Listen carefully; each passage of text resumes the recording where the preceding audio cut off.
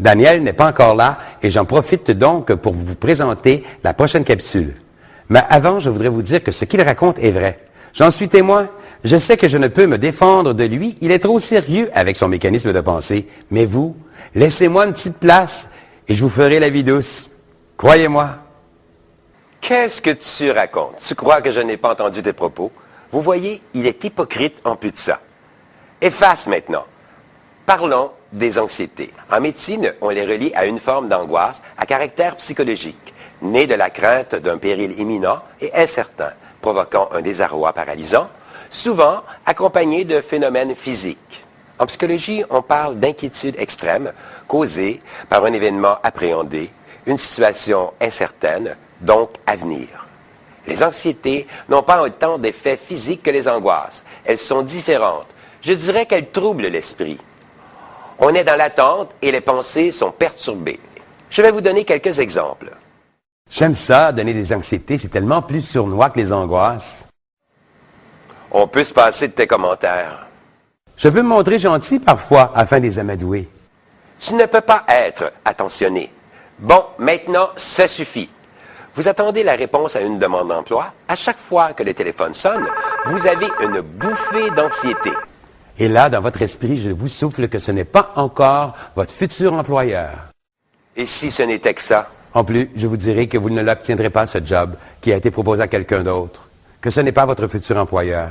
Vous ne devez en aucune circonstance laisser votre saboteur troubler vos pensées. Je suis certain que vous avez impliqué l'univers dans l'obtention de ce travail. Vous devez éviter d'avoir des pensées contradictoires. Sinon, vous annulez le travail fait en énergie. Laisse-moi donc tranquille. Tu m'empêches de travailler. Il faut toujours être sur ses gardes. Ne jamais laisser la moindre pensée négative faire obstruction à votre démarche. Il est certain que vous aurez le poste convoité ou vous aurez un nouvel emploi très prochainement.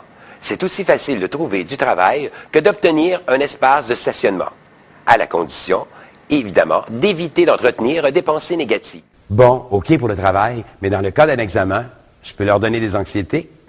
Pas plus, jamais, tu m'entends? En ayant étudié et respecté les consignes de la mémoire, vous n'avez aucune raison de vivre de l'anxiété. Si vous n'avez pas, ou à peu près pas étudié, il est impossible d'avoir de bons résultats. Alors, je pourrais leur suggérer d'utiliser l'univers afin que le professeur se trompe pour leur donner une bonne note? On n'a pas le droit de se servir de l'univers pour tricher. Il y a plusieurs lois de retour. Je vous le rappelle. Mais ça marcherait. Tout à fait. Mais les conséquences du retour seront multipliées par 3. Par exemple, le correcteur sera dérangé au moment d'inscrire la note sur sa copie et en la reprenant, il confondra avec une autre personne. Et l'examen sera réussi.